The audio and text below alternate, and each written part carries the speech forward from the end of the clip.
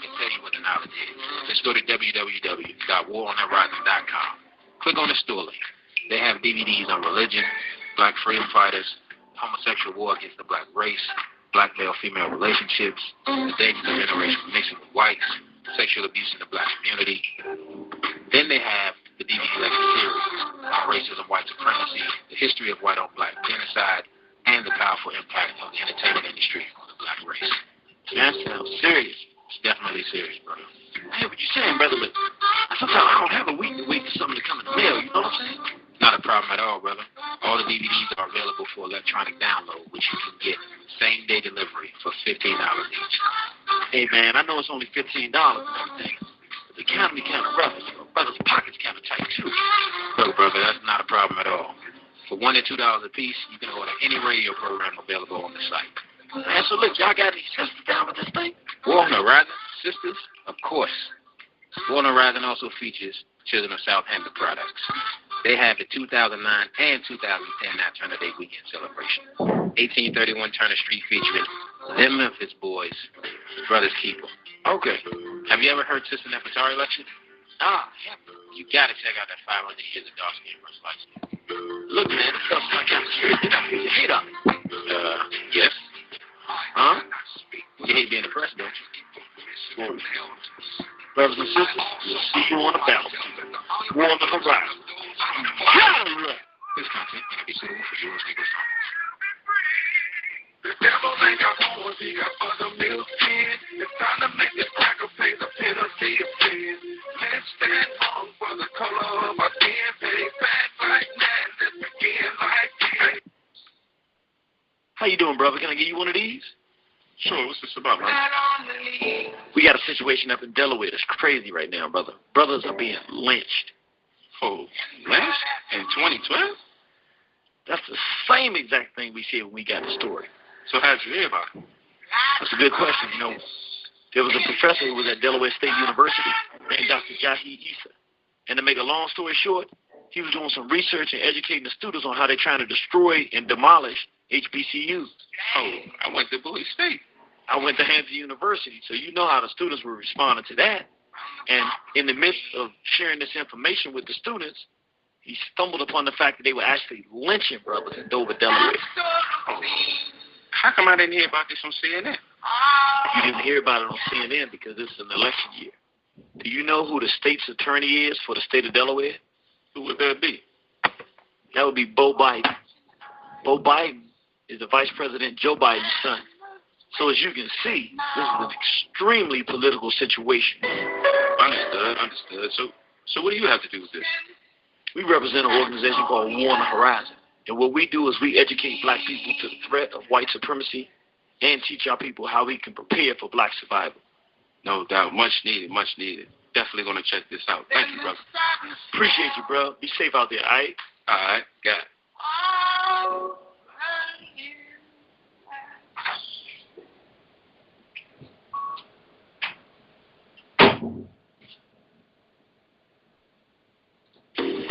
Hey, brother, did you try that new restaurant down the street?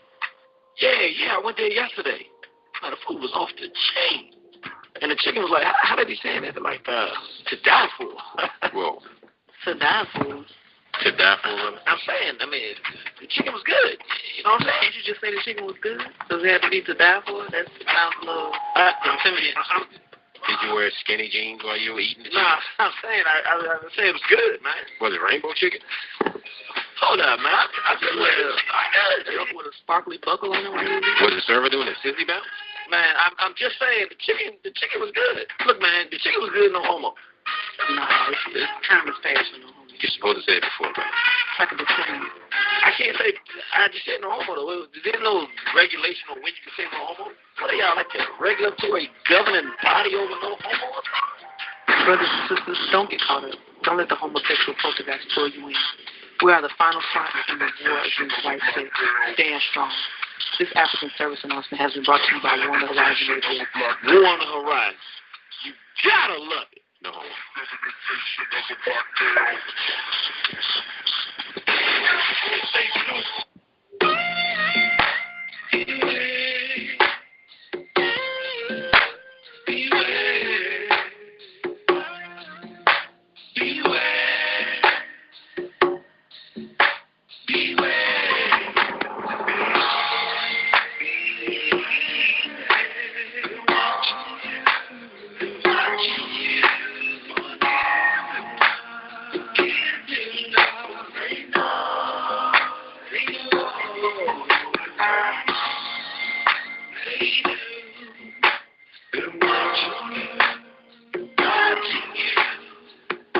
Making good use of his natural death detector, the flesh-eating carnivore circles above 3/4 of a dead body, awaiting his demise.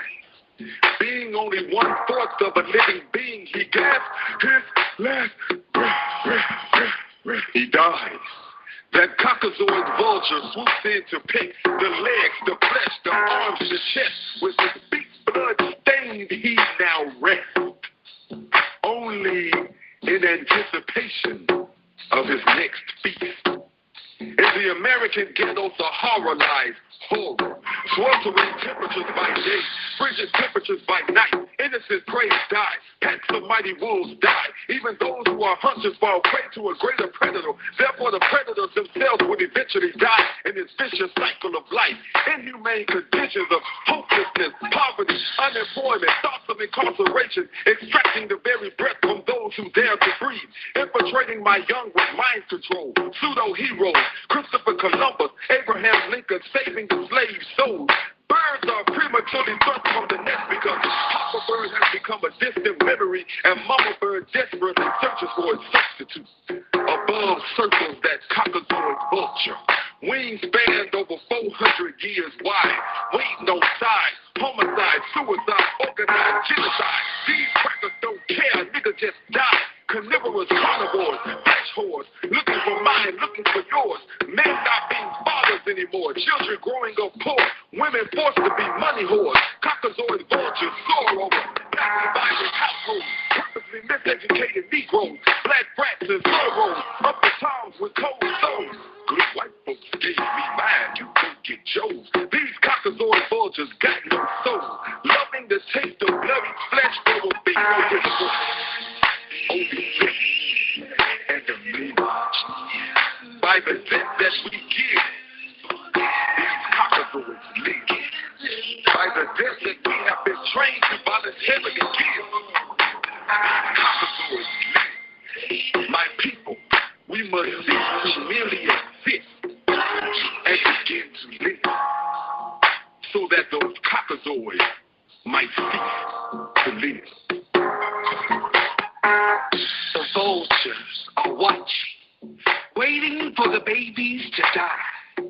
Hovering, stalking, smothering, talking, while we're wondering why the vultures are watching, waiting for the babies to die. They're eagerly awaiting, because they're thirsty for blood.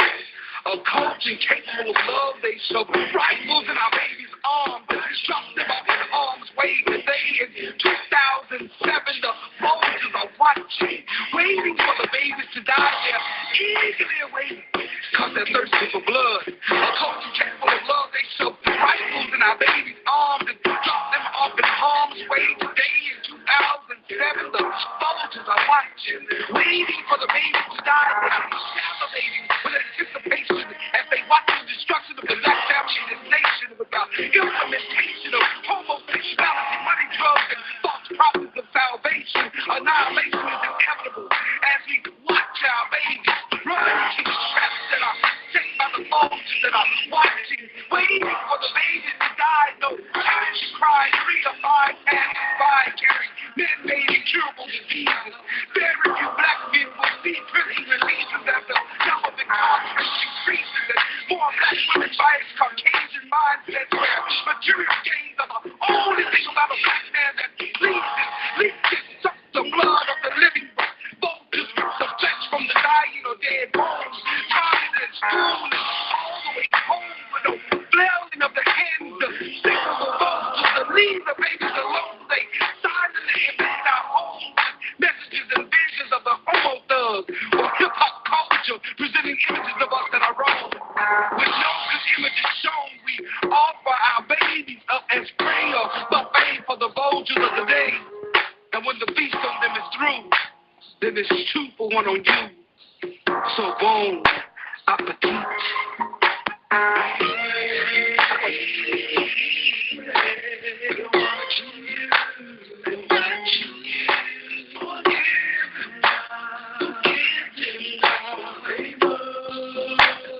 Okay, thanks a lot, Mike. You know, this is been talking about for days, and every time it's brought up, it makes you squirm. It doesn't happen often, but when a doctor botches a child's circumcision, it is heartbreaking. And beyond, one Memphis mother is dealing with that heartbreak right now after a catastrophic mistake on the operating table. Fox 13's Ernie Freeman has that story. Removal of the foreskin from a child's penis is rooted in concerns about health, hygiene, and religion. But some question the necessity of the procedure altogether. And right now, one Memphis mother, sorry she ever took her young son to get circumcised. After I went home and I discovered that my son's penis was not there, I immediately froze like, oh, my God. Maggie Rhodes says she could not believe what happened when she took her 3-month-old son, Ashton, to Christ Community Health Center on Broad Avenue for a circumcision in August. She says doctors told her the procedure would take about 20 minutes, but after a couple of hours, Ashton was still in surgery. It took them about 3 hours to do the circumcision. And so my baby screamed the whole 3 hours, like the whole process.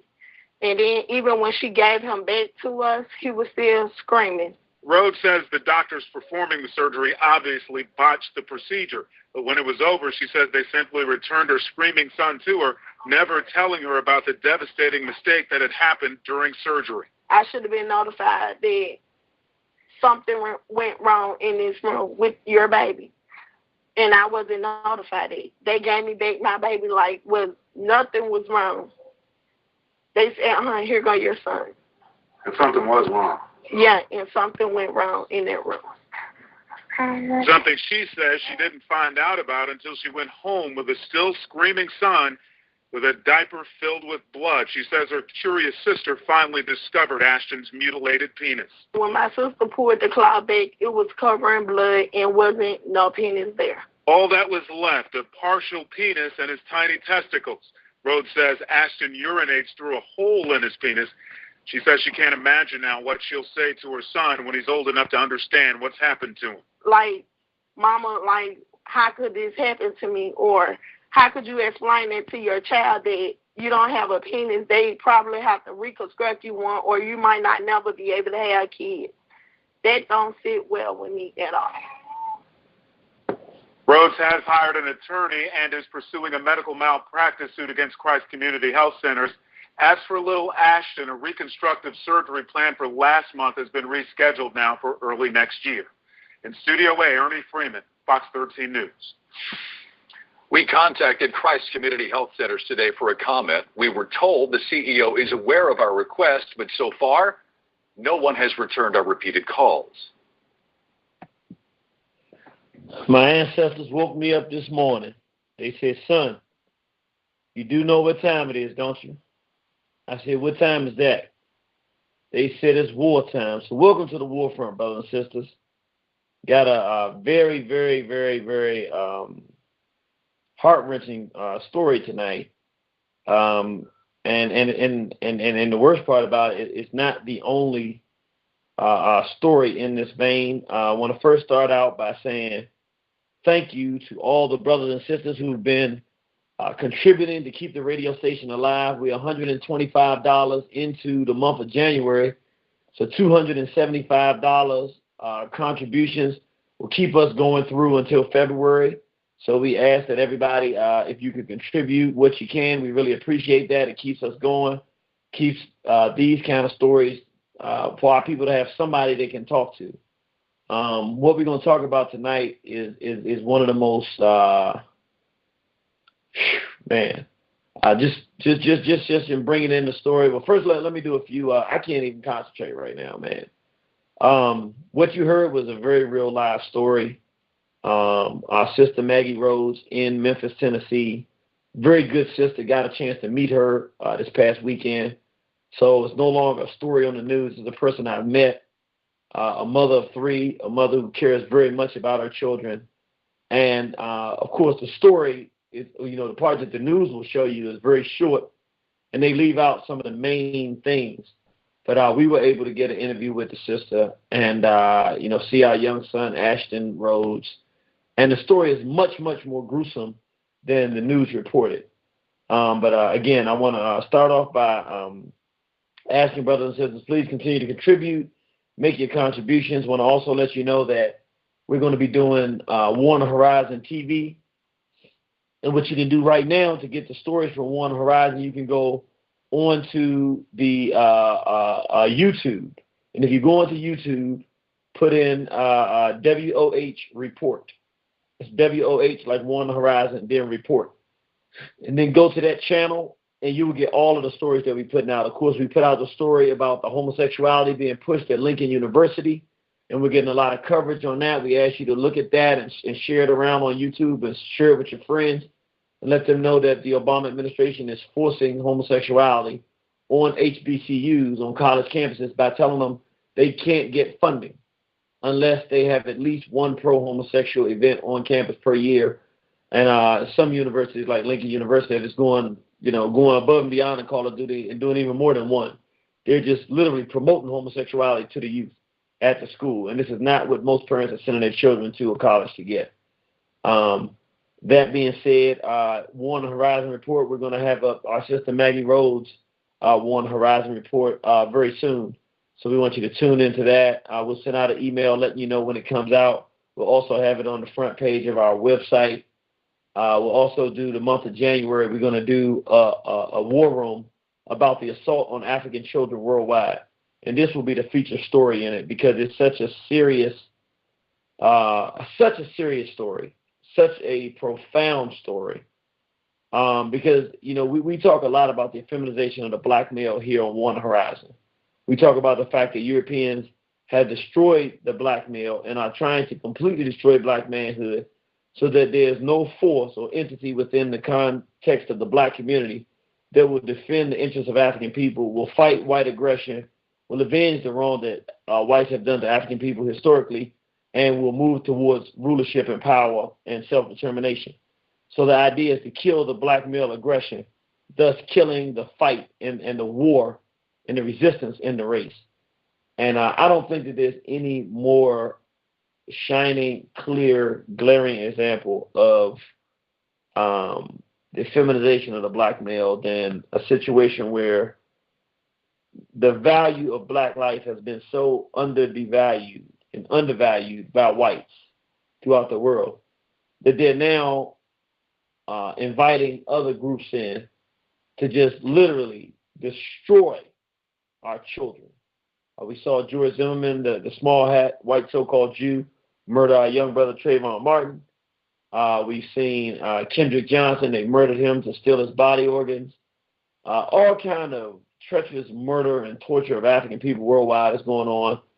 And now it's at the point where we have doctors that will literally cut the genitals of black children off and send the mother home without even alerting the mother to what's going on, with the full interest in the child dying and then blaming the mother for killing the child. We know exactly what the intent was, which is something that we found out very recently that happens on multiple occasions around this country, where whites in the hospitals kill black children and then intentionally blame the parents for the murder, and then the parents end up doing time and losing custody of their children.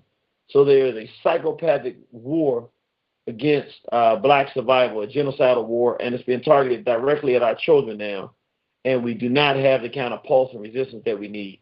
So without any further ado, I want to bring on a brother who we've been doing some work with very recently. And when we got the phone call, I got a phone call one evening a few weeks ago. And a brother called me, Brother Louis Ali, you all know him very well. And he said, Brother Genie, did you hear the story? And I said, no, what story is that? And he said there was a sister who took her son to a medical clinic to get a circumcision. As soon as he said it, I said, oh boy, I don't even know if I want to know the rest of the story. But I stayed quiet and he told me the story. And when he finished with the story, I couldn't even move, man.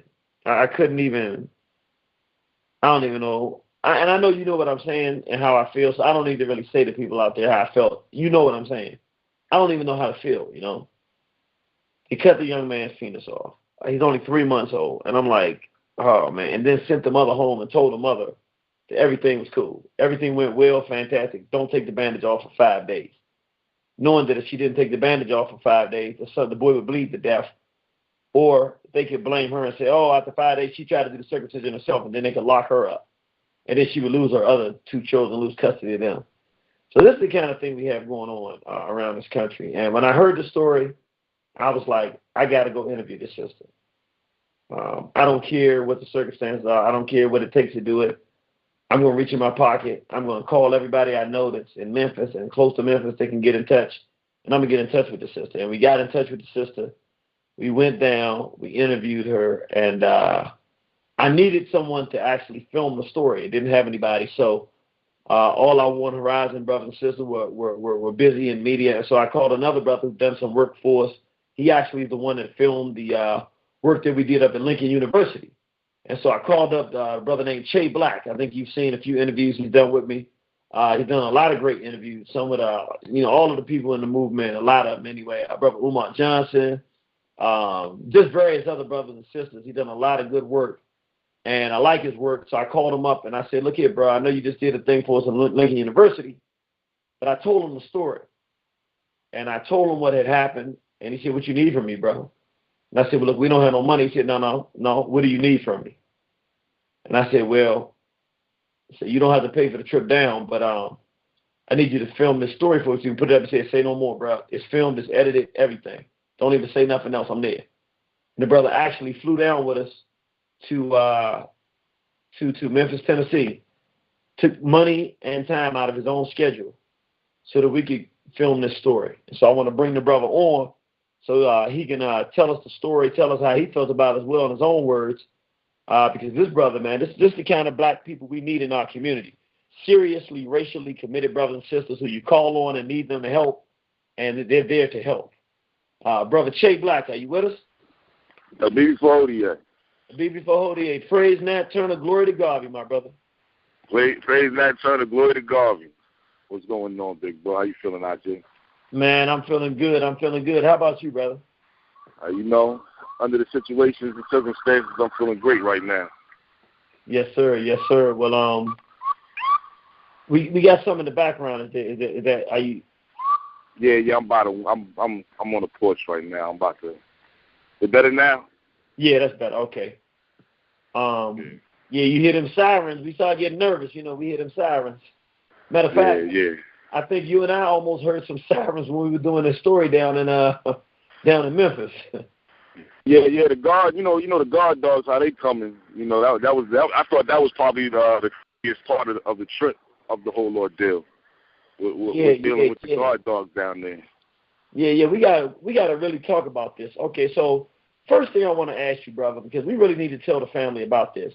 How did you feel when I first called you and told you about the story, and we said, brother, we need somebody to film this? Could you come? What went through your mind when you heard the story? Initially, before you even finished the story, I already knew where you was going with it. So and just knowing what happened, it was completely paralyzing. Like I couldn't even move for a second, just hearing the story, and just knowing what happened, and then the fact that they tried to cover it up, it just lets me know that this is a war, and a lot of people ain't taking it serious, but this really a war, and brothers and sisters need to start engaging. But yeah, I was heartbroken when I heard the story. I was like heartbroken. And what made you decide that? Because we know you got to work. I mean, if you don't work, you don't eat. That's how all of us are. And this is what you do for a living. You film things. You don't just do things for conscious people. You do weddings. You do all kinds of events. What was it about this story that made you say, hey, I'll take time and money out of my own pocket, and I will go down and I will contribute to this story in whatever way I can? What was it about the story that compelled you to do that? Well, that could have been my son. That could have been my brother, my nephew. It could have been me. So, when they attack one of us, they attack all of us, because this is not just an assault on Ashton. It is an assault on black manhood. So, knowing that, I got to do something. That was the least I could do. I wish I could have done more. Okay, that was the least I could have done. No doubt about it. So, because a lot of times I tell these stories and there's nobody there to people hear it. And I know people know I wouldn't lie to them, but that's why I'm kind of glad that you could come on with us tonight. I called you up again. I know you were busy tonight, but I said, look, brother, could you do this program with me tonight? Because I wanted somebody else to be able to vouch for the stuff that I'm saying tonight that was there, that can actually share with the people the fact that we met this sister, and she's a woman, a mother, a good sister, trying to do the right thing. She's not out there wilding out. and can confirm some of the horrible things that we witnessed when we went down to Memphis, Tennessee, and did this story, man. So thank you for coming on, brother. Absolutely, absolutely. All right, now we get off the plane and everything. We go to where we're going to stand, and you got some feedback in the background. You got hello? Yeah, I'm here. What was that? We got a little bit of feedback in the background. Hold on. Let me move around a little bit. You know me, man, Genie. I'm out in the streets with it all the time. Okay. So. Okay. Yeah, I know. So I'm out here, making moves real quick. But I had to drop in with you and definitely speak about the issue. So pardon me. I'm trying to move myself to a better location right now. Okay. Okay. Well, yeah. All right. Well, basically, we get off, and the first thing we decided to do was go to, what was the name of the community center that we went to? What's the name of the place? It was called the Christ Healthcare Clinic. Right. Right, the Christ Community Healthcare Clinic. That's right. Yeah, Christ Community Healthcare Clinic. Pardon me. And this is where the actual mutilation occurred. Right.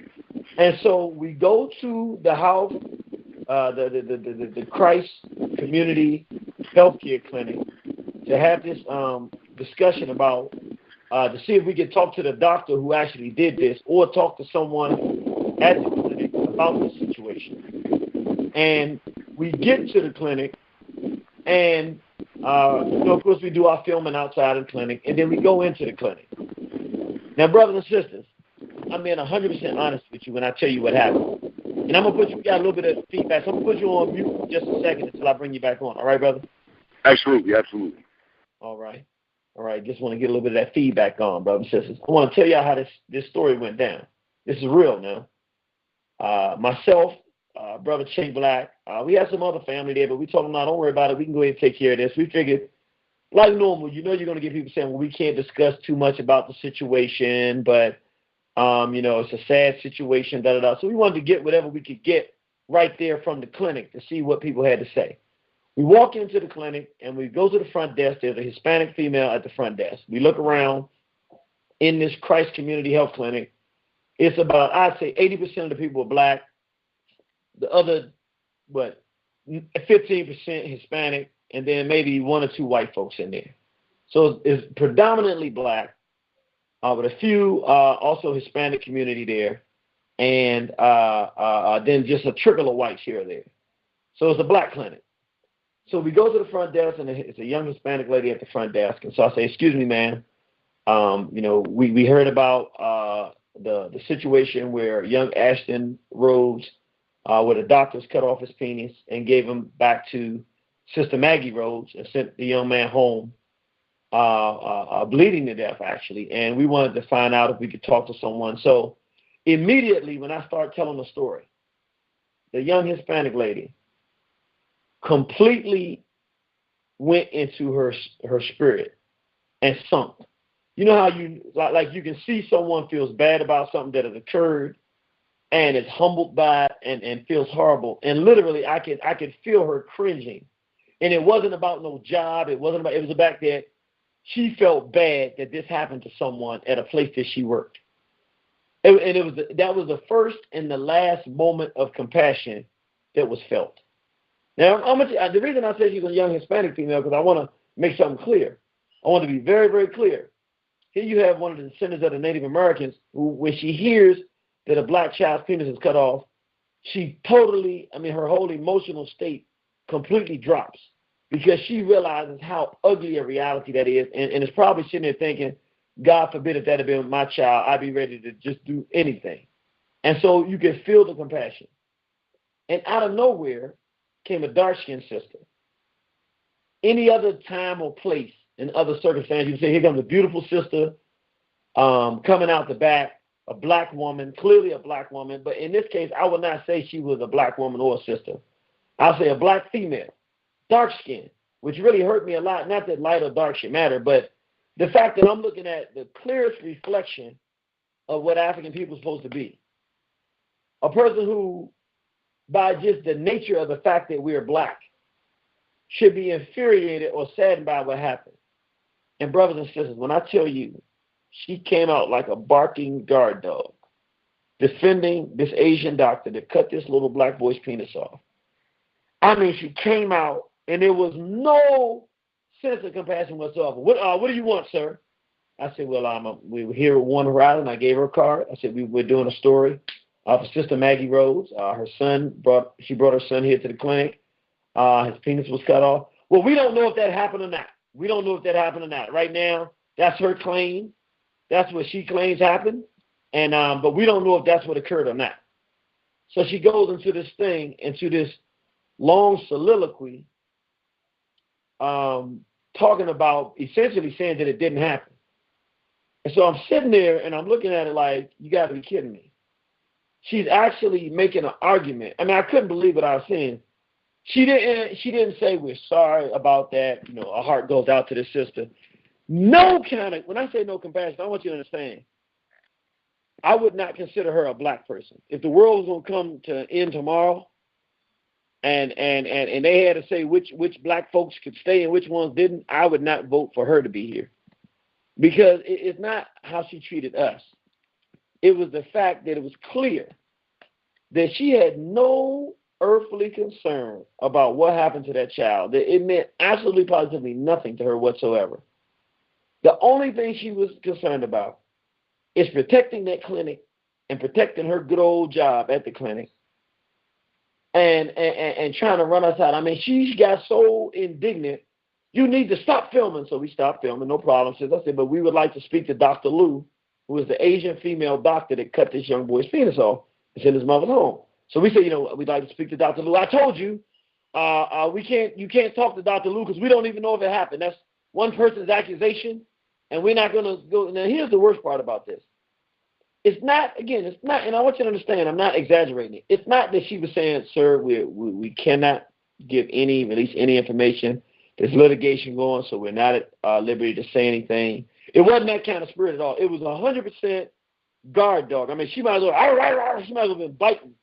She's about to bite her brother. Then we said, okay, no problem. Well, if we can't spot, now you can't speak to Dr. Lee. So Dr. Lee, we said, fine. So we turn around and start walking out. You come back here. Come back here. You got to give us that camera and give us what's on the.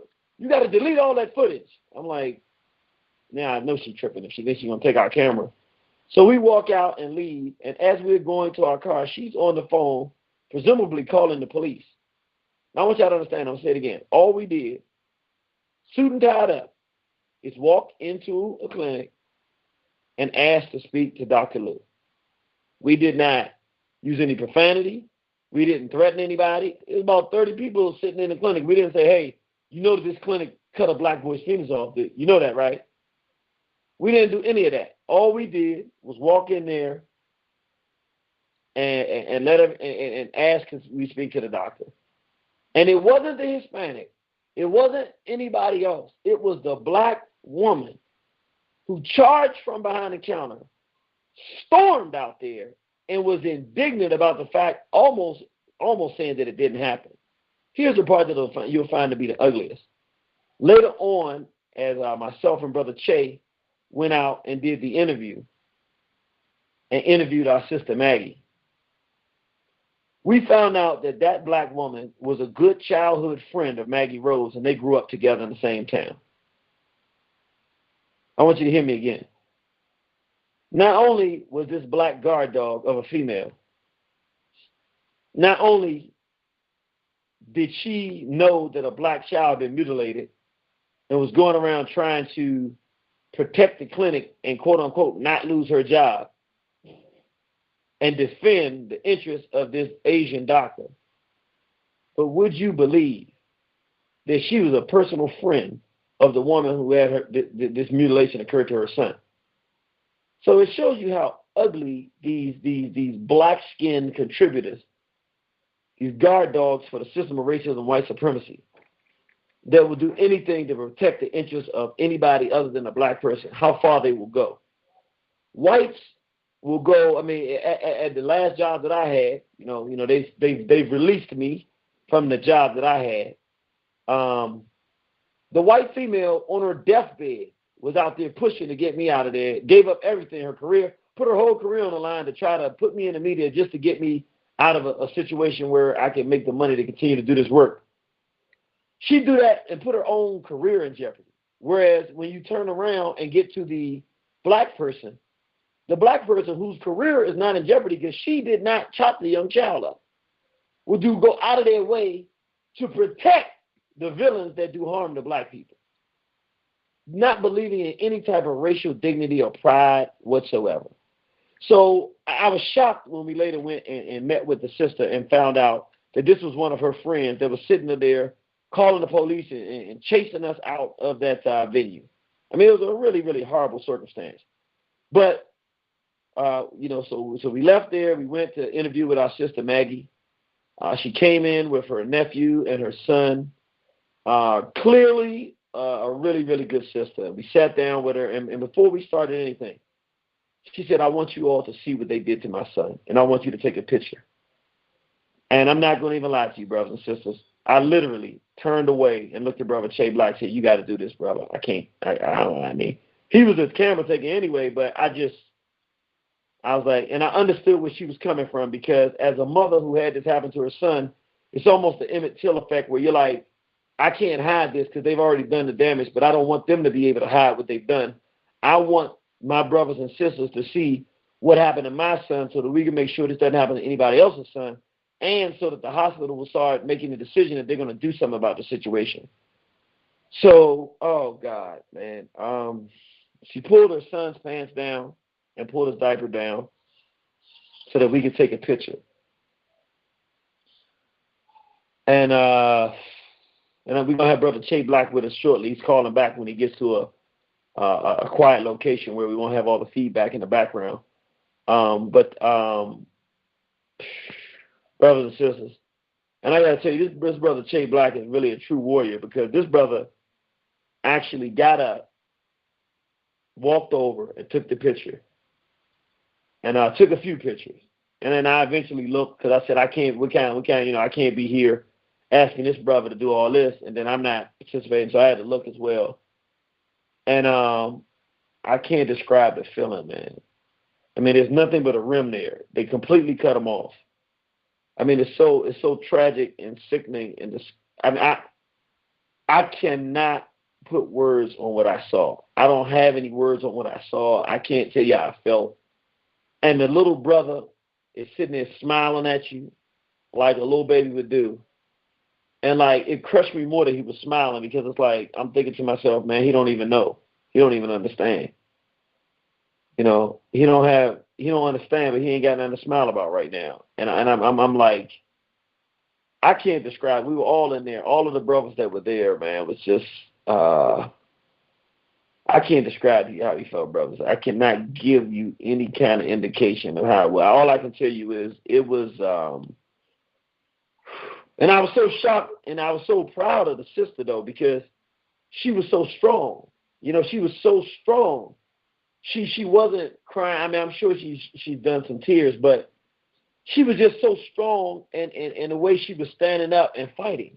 And so we sat down eventually to sit down and interview, and we started talking to her, and she gave us the story. And I'm going to basically give you the basic story so you can get a more full picture of what happened. This is her second son. So she's been to a circumcision before. Son got 3 months old. She took him to get circumcised. I think it was August of this year. She takes him to get circumcised. I think it was August 14th, if I'm not mistaken. Don't quote me on it. She takes her son to get circumcised, and the Asian doctor comes in with 2 black interns. Check that, 2 black interns. It's an Asian female doctor named Dr. Lu, and then 2 black interns. So she takes, she goes into the room, and then they request that she leave the room. And so when I asked her, well, your first time you had your first son, did they ask you to leave the room? She said no. So I'm trying to figure out, is this a standard practice, and why was she asking him to leave the room? And Brother Che Black brought up a good point. He said it's very likely that this is the first time that Dr. Lu and these other doctors had done a circumcision. So she asked the mother to leave the room so that, you know, whatever they did, the mother wouldn't say, hey, do you know what you're doing? So the mother left the room, and she had a friend with her. and they had to stand outside in the hallway. They didn't have anywhere to sit, so they standing at the door waiting. It's supposed to take 20 minutes. And 20 minutes goes into an hour and a half, and her son is just screaming and yelling at the top of his lungs. So they bang on the door. She finally bangs on the door so hard to figure out, what are you doing to my son? After an hour and a half. And the doctor opens the door and comes in. Hey, look, everything's going well. Just give us another half an hour and everything will be done. And she said, why is my baby screaming? Oh, nothing. It's just part of the normal procedure.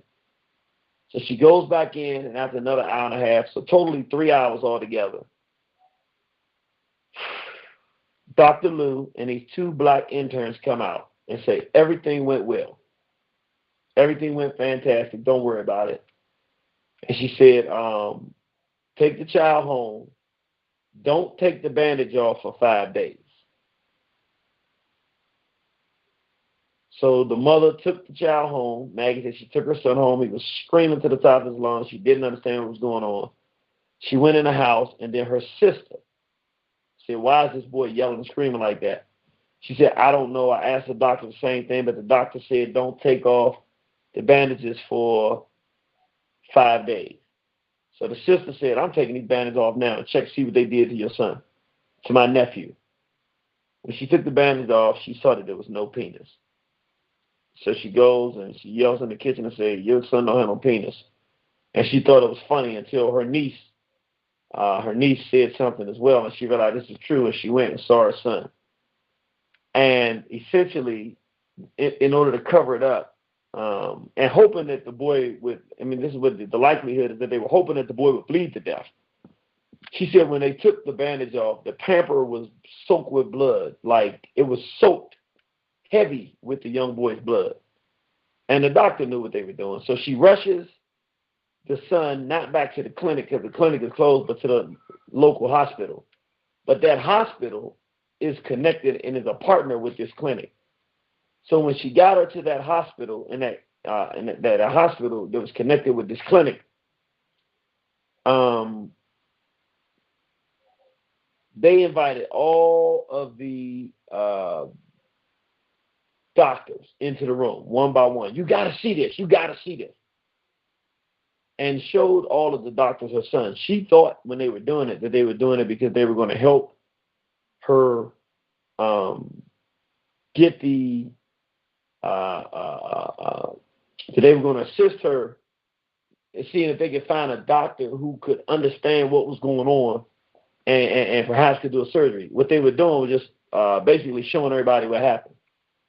So when it was all said and done, they said, yeah, well, they gave him some Tylenol or something like that, and basically said, yeah, we'll do a reconstructive surgery in October. And this was in August. So she said fine, and she took her son home, and her son got really sick, and she took him back to the hospital. And when she took him back to the hospital, they didn't do anything.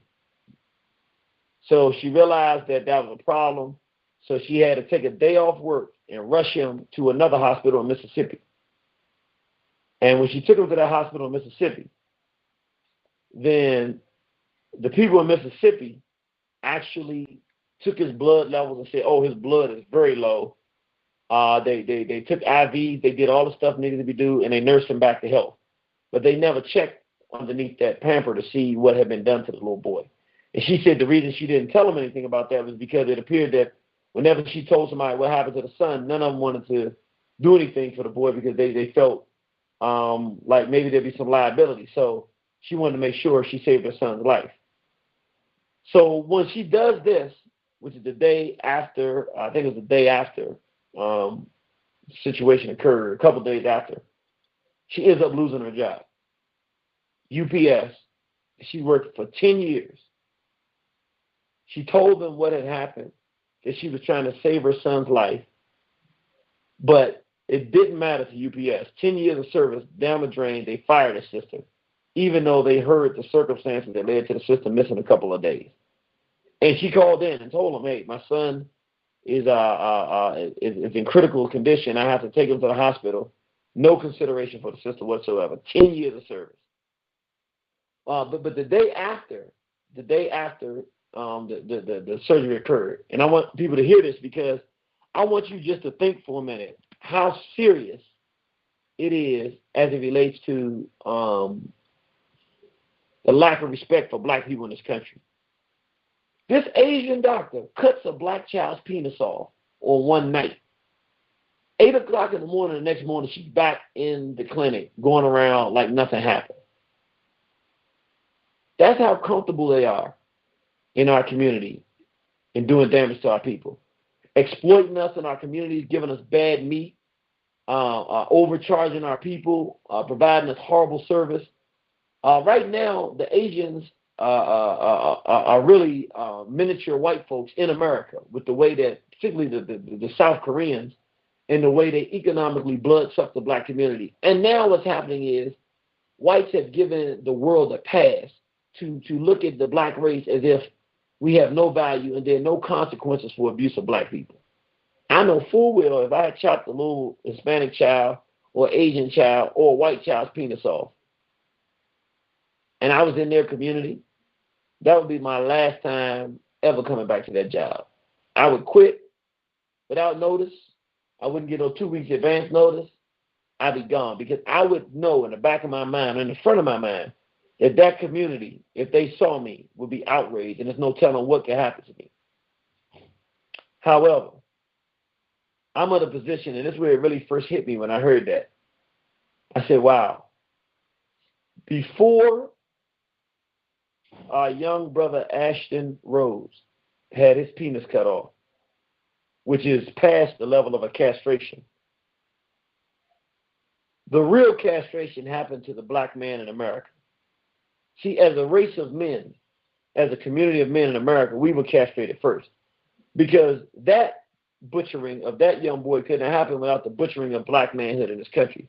Because if there was black manhood that was ready and alert and aware, the minute that story got out, you wouldn't have been able to stop brothers from barging in that place and trying to grab Dr. Lou. Not just grab Dr. Lou, they probably would have burned the place down.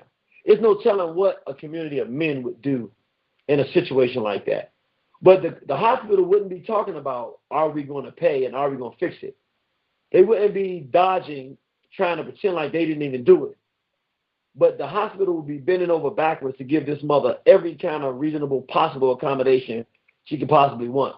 But because in this country, the idea of having consequences for doing damage to black people is so unheard of, because Zimmerman can murder a young black boy and still be walking the streets alive, because police can shoot Rakia Boyd and still be breathing, because they can murder Oscar Grant and the pig can do 2 years and come out and be living his life again, because our people can be brutalized and murdered and tortured all throughout this country and nothing happens, and they can murder our children because there are no consequences to brutalization of African people. This Asian doctor, totally outnumbered in the black community in Memphis, is so comfortable with chopping a child's penis off and sending the mother home with the intention of the child dying and eventually blaming the black mother for it. She's so comfortable. I mean, that's presumably what could have happened. She's so comfortable in this situation that they commit this atrocity, and she goes to work the next morning, 8 o'clock in the morning, bright and early. Didn't even take a day off. Didn't even take the week off. That's how much a black life means to her. That's how much it means to cut off a black boy's penis. That's how afraid she was or sorry she was for what she did. No sorrow, no sympathy, no empathy whatsoever.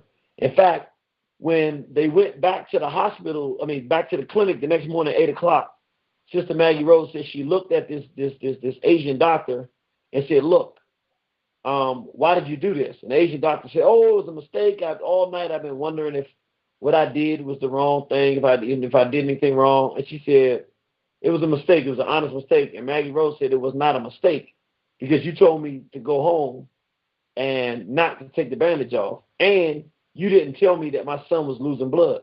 How can that be a mistake? And so the doctor was like, well,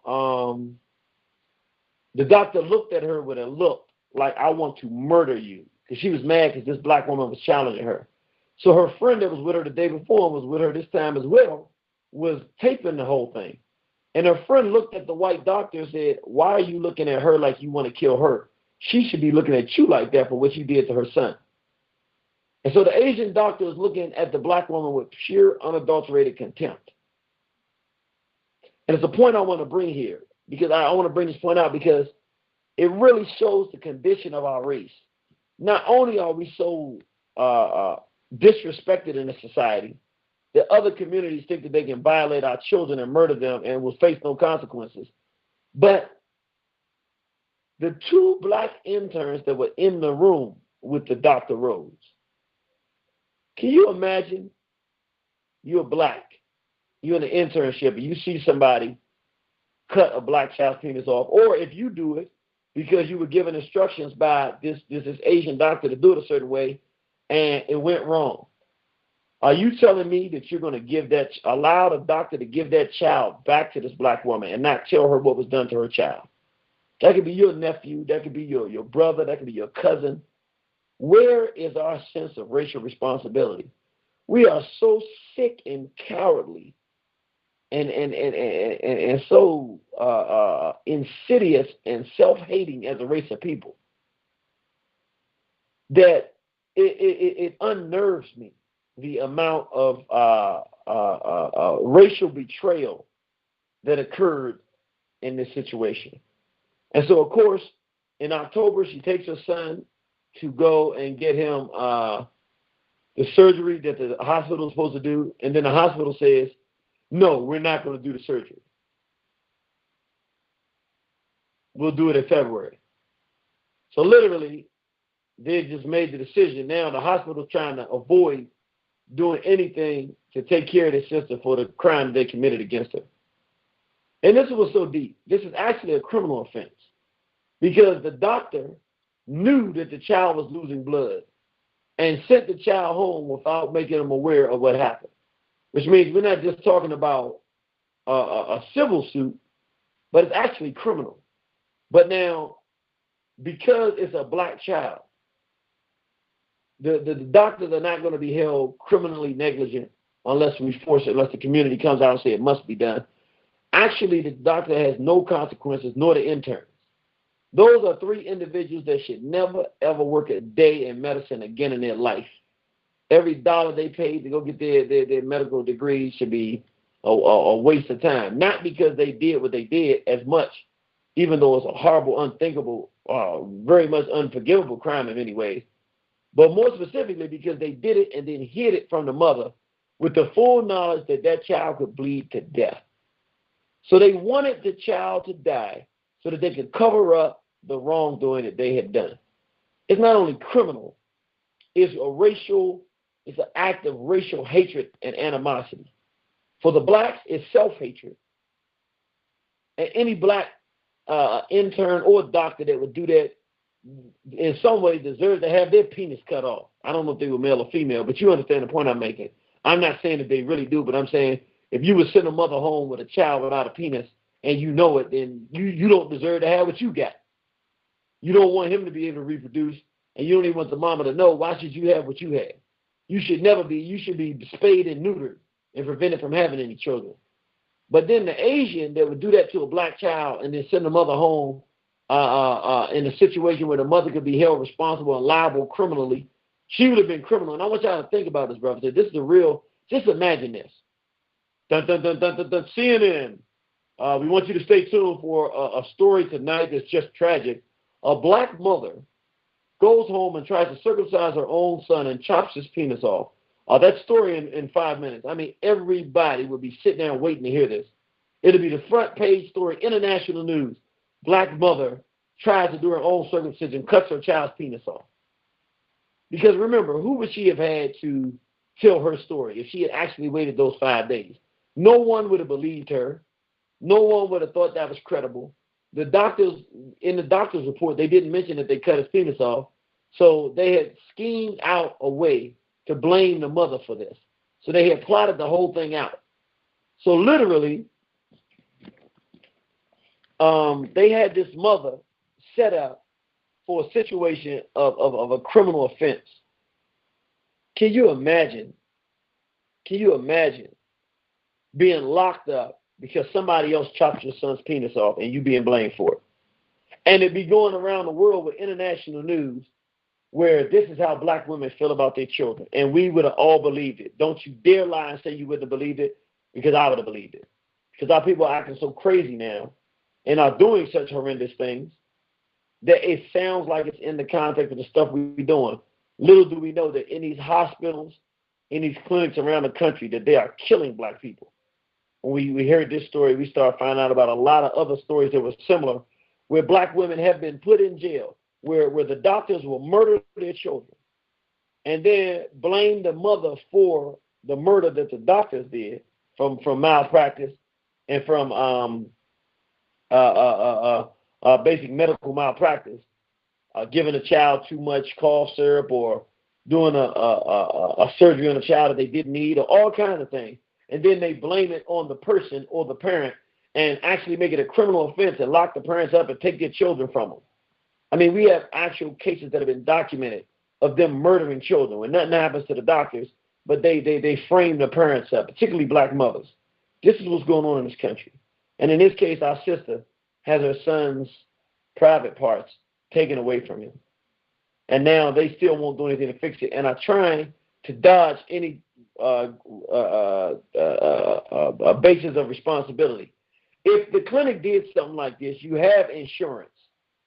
This is when the insurance gets hit. See, there's certain situations where you bring the attorneys in if there's a question of whether or not something was done wrong. When you do somebody this heinous and this ugly, as what they did our sister Maggie Rose and our son Ashton Rhodes, you happily pay for them. You make sure you make that mother comfortable for the rest of their life, because you know that your clinic and your facility has committed an unthinkable act of violence, and you want the community to forgive you for what you've done. You don't drag the mother through all kinds of headaches and pain and put her through all kinds of lawsuits and litigation and stuff. You've already put her through enough chopping her son's phallus off. He said, what if the community dealt with Christ Community Clinic the way Christ Community Clinic is dealing with our son? What if they dealt with him the same way? What if the community said, we're going to chop off your lifeline, and went up in there and just burn that place down, or acted as crazy as they acted toward this young boy? Then they would be upset, talking about people shouldn't respond that way. But no, they're going to do something like this and hide it. Brothers and sisters, it was a travesty. The sister lost her job, got another job, then her son got sick again. She had to take off work and lost that job. So this sister now is in a situation where she has no money, no way to take care of her children. She's totally relying on the support from black people to send in money and to support her. And not because she's a mother that doesn't want to work. This sister has 10 years with UPS. And of course we're going to send something out. We're going to ask everybody to write UPS. We're going to really ask you, brothers and sisters, we need your help on this one. We got to make sure UPS takes care of this. Not only are they going to hire her back, but they're going to give her back pay for this time that she's been off, and they're going to give her paid family leave, and they're going to make an apology to the black community. We got to really press on this. Ain't no way in the world. We're not talking about a normal situation where somebody got sick. Her son's penis get chopped off, and she missed a few days, and they fire her after 10 years. We can't have companies operating in this country that'll do this to a black person and then still give them our money. If UPS wants to do this to our sister, then UPS should never get another dollar from black people ever again. We may have to go Federal Express or DHL. But we need to make it an issue so that UPS makes a formal apology, back pays this sister, and starts taking care of her the way she needs to be taken care of until she gets her settlement in this case. Fortunate for her, she was able to connect with a serious black attorney, a real black man. He's a real brother. We met the brother. He's a real attorney and a real man. And so she's going to be okay in the long run. So what I want to do now, because I'm going to go get our sister Maggie's information, where you can contact her and where you can send her some money. Of course, we're going to do a war room, so you're going to have all that money then, that information in. But I want you to also have that information now. So I'm going to play this short, brief interlude, and I'll be right back with you, brothers and sisters. We'll be coming to the phone lines. Phone number 569-7676. Again, that's 760-569-7676. Participation code 948-656-pound. That's 948-656-pound. We'll be right back with you, brothers and sisters. This is Black Life. I'm Alpha Southpaw.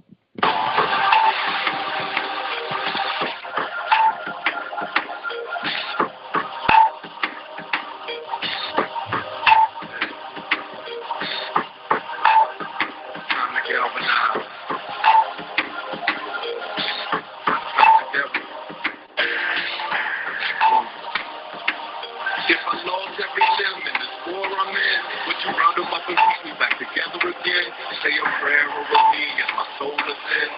Ask God to forgive me for my sins. Sort of like a star in a sense. A rule back in Egypt. Would I return as a mythical leader? Would the rebels die with me in the name of freedom? Trapped in the bowels of this barbaric region. Gotta fight until the children stop killing one another. Cops killing bunches of us. That's enough of us. Men with the single mothers, brothers. Single mothers. Let the men raise warriors. Jettison their fear. We will bear casualties of war. If we don't fight, there'll be even more. There'll be dark nights when you might lose a husband, might lose a son. It's a sacrifice for black life.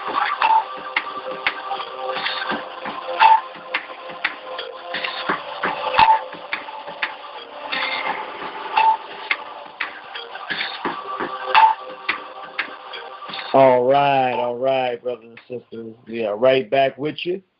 Again, the phone number to call in, 760-569-7676. Again, that's 760-569-7676. Participation code 948-656-pound. That's 948-656-pound. We gladly take your calls, and we're about to come to our phone lines. Want to tell everybody now how you can help to start out with financially help our sister Maggie Rhodes. You can send her money through PayPal. Her PayPal is Maggie, M-A-G-G-I-E. Again, that's M-A-G-G-I-E, Rhodes, R-H-O-D-E-S, 47 at yahoo.com. Let me say it again. That's Maggie, M-A-G-G-I-E, Rhodes, R-H-O-D-E-S, 47 at yahoo.com. You can send her money that way, and you really should support this sister, man. We sat there with the sister, and she told us, as we were talking to her, that her aunt told her that she should just go ahead and forget about it and hope that they do the surgery. And she said, you can forget about it. She said, but I will die for my children. And, man, I felt so proud. Man, I wish y'all could have been there. Well, you will see the interview. You'll get a chance to see it. But you could just tell the sister was not, she's not out here trying to yell and scream. That's not her personality. But she is not going to take this sitting down. She said, you might feel like giving up and turning your back. She said, but I will die for my children, and I will not allow them to do this to my son without them doing something to compensate him and to fix his life to the best of their ability. She said, I'm not going to stop. I'm going to keep fighting. And, man, it was just such an overwhelming feeling of support and love I had for the sister, because she has her own family telling her to stop fighting, brothers and sisters. And she said, ain't no way you can stop me from fighting. You would really like to meet the sister, and I ain't going to lie to you. It's very impressive, the stature that this sister has based on the fact she's dealing with this situation, which I'll be honest with you. I don't think I could be as strong as this black woman. I met this sister. I'm not talking about seeing her on TV or something. I'm saying I sat right next to her. And her strength and her drive to keep going on and keep living is remarkable. And she's a fighter, and she's a good person, brothers and sisters. And her family are some community people who've been supporting the black community in Memphis for many years. That's one thing we didn't tell people. So she has a family history of helping the black community and giving back to the community. That's the kind of root she comes from. So she's a really good sister. We hope you send her some money to help her, because she doesn't have anybody to help her right now. They've done this to her and caused her to lose 2 jobs back to back. She's making $22 an hour at UPS, and that's pretty good in Memphis. And then she was making $24 an hour at Food Incorporated. I think it was Food Inc. And then she lost that job because, again, she had to take off for her son. So very responsible sister, now doesn't have any source of income, and all she can rely on is our people to support her. So we want brothers and sisters out there to go ahead and support. With that said, we're going to go to our phone lines. Praise Nat Turner, glory to Garvey, Detroit. Praise Nat Turner, glory to Garvey. How you doing? Hey, sister, I'm doing. I mean, this ain't the best of circumstances, but I'm doing. Yes, sir. I was really just going to listen in today. I know we talked about this before, and it's really not too much I can say about this topic. It's kind of hard to put thoughts into words, but I was just going to comment because you were talking about the Asians and how disrespectful they are in the community.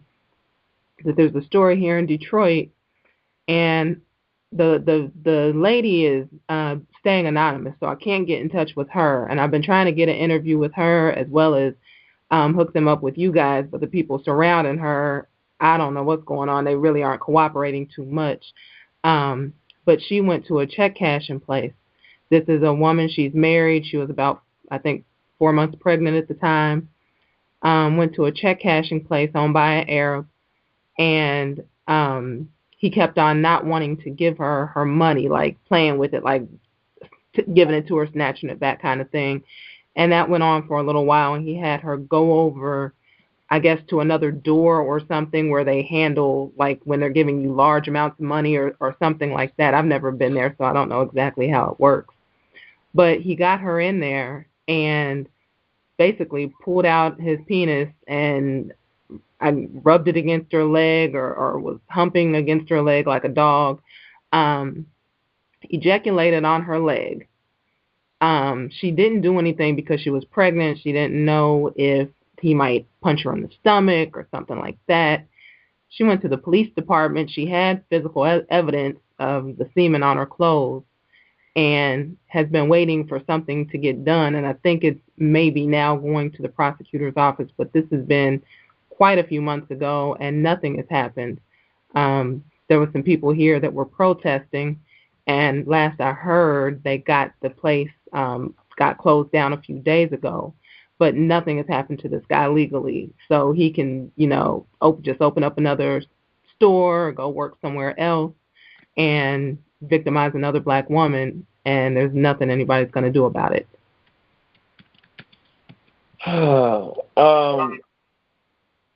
Okay. All right. You're telling me, I'm assuming there's an Arab that did this? It's an Arab. So another Asiatic. And it's like an international thing because I've seen the situation. I don't know how many people have been paying attention, but in Saudi Arabia and other Arab countries, they're just murdering black people. They got Ethiopian sister. They got one video where the Arab just hangs the Ethiopian maid upside down and beats her. So black people are getting slaughtered in Arab countries now. Ethiopians are getting slaughtered in different countries. And other brothers and sisters from the continent. And now you're telling me, in America, some Arab comes behind the counter to a pregnant black woman and gets his jollies off, and her husband didn't go in there and blow his damn brains out? He went in there. She called him he called her right after it happened, and he went in there and threatened him. I don't know, because I haven't been there. I don't know if there may have been glass, because in most places in Detroit they have like bulletproof glass you can't get past. So maybe he couldn't have done it at that moment. I was surprised maybe he didn't go back and wait for the guy to leave. He had to come out at some point, but I don't know. I'm not going to blame the victims here. It could be a situation where he has a family and he doesn't want to be in jail. I don't know. I'm not going to judge that. But, the fact is here in Detroit that it's known there was like thousands of rape kits that were sent in and are just now getting looked at. The police just basically forgot about them, never investigated. So if you're a black woman in Detroit and you get raped, it really doesn't matter. This woman, like I said, she had semen on her clothes, and the police, nothing, no arrest, no nothing. He was still working there. And I'm glad you said, once you said that the husband went back up there, that at least made me feel good. Okay, you know, you can't always get like we call it in DC, get your man. You can't always get your man, but the fact that the husband did go back up there and say, hey, I'm not with this, and I'm sure that Arab knew to stay behind that glass. I can definitely appreciate that. But this is, and you know, we've talked about this before. I'm just going to ask you again because I want people to hear this. I want your honest assessment. And don't give me the political answer. I don't want the apologizing. How do you really feel about black men, knowing that this stuff is going on, and we're lucky if we even talk about it like we're doing here at War on the Horizon? Oh boy, you trying to give me a lot of enemies tonight, aren't you? No, I want you to tell the truth because as black men, we need to hear from our women how they feel with the way we letting stuff go down in this world. I mean, to be honest, it's hard to respect the majority of black men right now. I remember last spring you did do a show and you wanted the title to be Black Men Were a Bunch of B words, and I was really against that. I was saying, no, you can't say that. You can't say that. It's demoralizing. You can't say, I don't want to even hear that. But, you know, truth be told, they are only doing this stuff because we allow them to do this stuff. We have no protection. We have nobody to really have our back. We're lucky that we have people that will even talk big. I mean, because most black men won't even talk big. But even then, it's nothing more than talk. If something happened to me, you know, I'm sure that my husband would do something, but most people don't even have that. But I wouldn't have the community back. The community is usually the people who are victimizing us the most. It's like, it's weird that it's another race doing it because usually it's done right at home. So I think that black men are really going to have to start stepping up and start showing us something. I know that because of the rift between black men and women, a lot of black men don't even feel like we're worthy of protection or we're worthy of having them stand up for us. But they're going to have to do something. They're really going to have to do something. It's getting ridiculous. And no woman is going to respect men who allow this to happen. And a lot of times will blame us.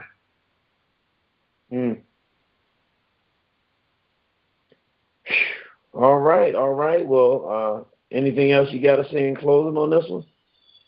No, that's all. I'm going to keep on trying to see if I can get you in touch with them, if I can get some people that aren't going to run interference, because I think it's another story that needs to be told. There's a lot of stuff going on here, as I'm sure there is everywhere. I guess the only other thing I will say is for black people, really be careful when you're taking your children to the doctor. Anything that doesn't need to be done, don't do it. You know, any optional surgeries, anything that's not medically necessary, don't do it, because these doctors are not your friends. All these medications and vaccines and all this, you know, your child, and this is not, like I said, putting any blame on the mother at all, but children don't necessarily need to be circumcised, and if they do, it doesn't necessarily need to be by somebody of another race. We have to really start taking this seriously because they are killing our children.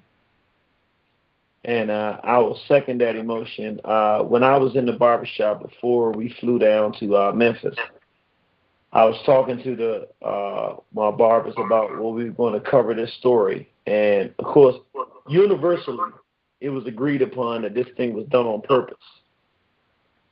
Which shocked me because I thought most people would say, well, no, they didn't do it on purpose, but after they did it, they tried to cover it up. And they were like, nah, they did it on purpose.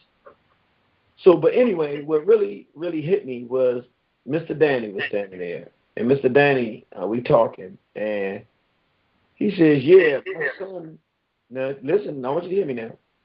My son walked into the hospital. You know, he has high sugar. And my son walked into the hospital. They did a surgery on his back, pinched the nerve, and now he's paralyzed. He can't walk.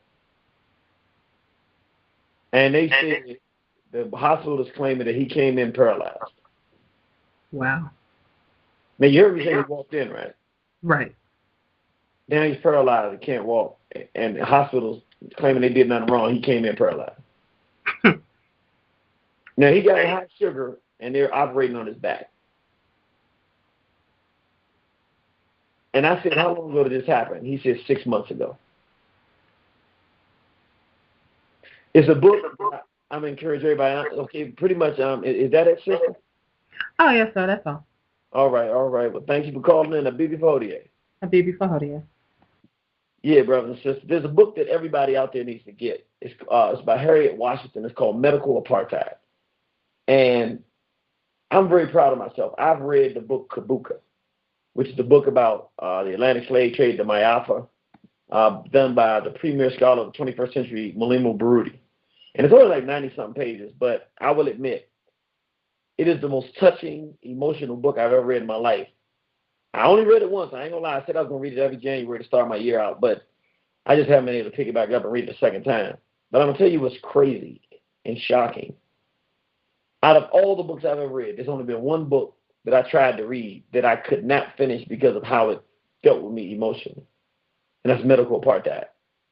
I read a little bit of the book, I put it down, and can't pick it back up. I read a little bit of it, put it down, and just can't pick it back up. I can't. I don't know what it is about this medical thing, but it creeps me out, man. I read about our Holocaust, and I was able to make it through that. But I could not make it through this Medical Apartheid, and I still haven't finished. I've read pieces of it, but I don't even know how to describe it, brother. So it's a book everybody's got to read, and basically the theme of the book is that since we were brought here under our enslavement in the 1600s, the medical field has been experimenting on black people and using black people as guinea pigs. And they're still doing it today. And all you have to do is have access to the information. It's happening right now as we speak. And the stuff that you read about is really unfathomable. It's not believable stuff of what they do to us in these medical centers. We need our own hospitals, brothers and sisters. We're going to go to our caller, 9828. Praise Nat Turner, glory to God. 9828. 9828, going once, going twice. All right, they're just listening. Our sister Atiano, praise Nat Turner, glory to God. Praise Nat Turner, glory to God. I would just like to share my condolences with Sister Maggie Rhodes. I cannot imagine how difficult it would be, for a mother to have that happen to her child. And it just made me cry when I heard it the first time you said it a couple of weeks ago, and I'm glad I finally got around to doing the program. Now, my experience, I don't have any children, but my husband was born in Alabama. He was one of 5 boys born to his mother. She passed away last year. But out of those 5 boys, only one of them had a child, and it was by one child. And all 4 of the brothers, none of them have children. They were born in Alabama between 59 and 69.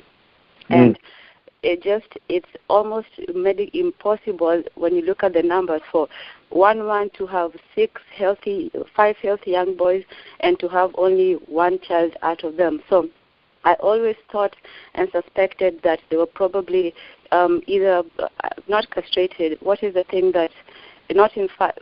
Well, I don't know how they do. Yes, sterilized at birth, and they say because all of them have the same problem, and then one of them that was born out here in California, he's the only one that managed to have one child. So this medical population control, just like in the other areas, in prison population, they start very young. They start with the children, and the sad thing about it is they're not only robbing those men of the children, they're also killing the unborn babies before they even come out. See, out of these 4 boys, they could have had, if 2 children each, they could have had 8 children. But because of that act, 8 children, there are 8 children, black children who are unborn. So they know what they're doing. Even if it was a mistake in this case with the lady, if you make a mistake in the medical field, you have to either report it, you have to make amends, but the way they just treated her, it seems as if all of them were in on the cover-up, from the black interns to the administration, to everybody. And the sad thing is that you say this lady was not, she didn't seem like she wanted the big payout or, here's my check for life and all that. And sometimes that works against us because we're just trying to keep quiet, we're just trying to move along and be good and all that, and sometimes they count on our silence to continue doing what it is that they're doing. If this happened to somebody else, they'll just cover it up again and cover it up again. So I'm so happy that you guys went out there, and even if they don't do anything, even if they don't own up to their mistake, they'll know never to do it again, because hell will be raised, somebody will be up there. So again, the men have to make a big deal out of it. It's the black men who have to go out there and fight for the black women, because we can't do it alone. Most of the time you have so much against you that you don't want more on your shoulders, You're trying to be a mother, you're trying to be a wife, you're trying to be this and that, and then to think of going out there and fighting another battle. So, we do need our black men to go out there and fight with us. And I'm glad that my man turned out to be a strong black man, and he knows that nobody can say anything to me without him coming there and saying, hey, this is my wife and you need to treat her with respect and this and that. But like the lady said before, not all black women have that support, but it shouldn't matter even if that's your sister or your wife or anything. If a black man sees that a black woman is in danger or is in a situation, it shouldn't matter. You should just go in there and say, no, this is not right. You can't do this to any of our people. So that's all I wanted to say today. Well, thank you. Thank you. And we appreciate that, and we'll definitely see you on the battlefield. I'll see you on the battlefield. And brothers and sisters, see, this is what's so, overwhelming about what's happening. We live our entire lives trying to ignore the fact that this race is trying to exterminate our people. But what happens is when we start being honest and stop being cowards, we start having dialogue that we're having like this now. Look at what comes out of it. We're talking about this one situation, but then we get one sister calls from Detroit and tells us about a sister who's pregnant being ejaculated on by some Arab just because he thinks he can get away with it. Then we get another sister that calls back and now tells us about something that we know to be true, the sterilizations of African people, particularly in North Carolina and the southern regions across this country, as a form of population control and eugenics that was advertised and suggested by Margaret Sanger as one of her strategies, one of her many strategies to decrease population by preventing black people from having any children. And so now we talk about a family of 6 brothers or 4 brothers, only one of them who had any children, which we know black men, you're not going to have that many brothers not having any children. We know exactly what it is. They sterilized these brothers at a young age. Same time that the Tuskegee experiment was going on. They're in Alabama. And now we actually have a person who is supporting the race, who's listening to the station, because we're talking about this situation, she brings that up. That's a reality that she's living every day of her life, would have probably never brought up. But the fact is that once we start doing something in our community, when we went down and talked to our sister, first of all, when she decided to fight them and not take it and demanded that the story be told, we came across the story. Once somebody shared the story with us, we went down and do the story, and now we can get the real story and share it with people. Now more and more of this genocide is coming out, which is telling us we got to stop standing by and taking this stuff. We got to start fighting. They're committing active genocide against us, and we have a race of cowards. In particular, the leaders are cowards, and the people take on the personality of the leaders. So if the humpback Sharptons and old messy Jessies and the rest of these coons and shines and race trading backstabbers and money vagrants, and if the rest of them will turn their back on the race and ignore what's happening to our people, then as a race of people, we start doing the same thing. But when we get strong brothers and sisters to stand up, and then we get their stories, we start connecting it to the fact we're dealing with this same madness. We get up off our seats, and we get out here and we start doing something about it. And we don't have to worry about numbers. Everybody worries about numbers. It only takes a few committed people to be organized and serious to lead the masses in any direction we want them to go. And that's all we got to do, brothers and sisters. Let me go to my anonymous caller. Praise Nat Turner, glory to Garvey. All right, they're calling from anonymous. 2357, praise Nat Turner, glory to Garvey. All right, 2357, going once, going twice. All right, 5836, praise Nat Turner, glory to Garvey. 5836. Yeah, baby for Holy, praise Nat Turner, glory to Marcus Garvey. Yes, sir. How you doing, soldier?